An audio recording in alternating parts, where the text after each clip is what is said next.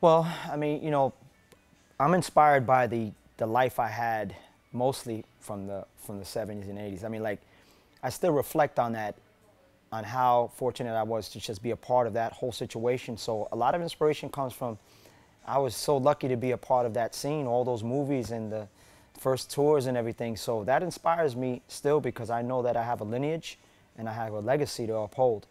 But then again, even more than that is the music. The music has always been the #1 thing that keeps me interested in making art. You know, I see breaking as an art form. And you can break and you can go hang out with the fellas, but you know, you want to make it interesting. And over the last, 3 decades, I've tried to do interesting things with breaking, experiment with things, and then, push my own limits. And so, I mean, it's always been me stumbling upon something new to do. You know, like sometimes I'll look for something new and someone will be like, Ken, you want to try this? I'm like, you know what, sounds interesting, let's try it.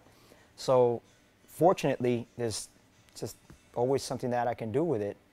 To this day, it's still happening. I mean, right now, I'm working with a guy named Carlos Rodriguez. His name is Mayor 139. He's an old writer from New York City, and he has these interesting drawings, and we've been working with each other, collaborating on him just drawing me in this real strange way of just line drawings. It's really amazing stuff. He actually viewed some of his work in Berlin recently. But I mean, stuff like that, simple stuff. You know, I grew up with the guy, and it's like, let's just bug out, and it's art, and it's beautiful. So as long as there's an interest like that, there's always been, it's always been interesting.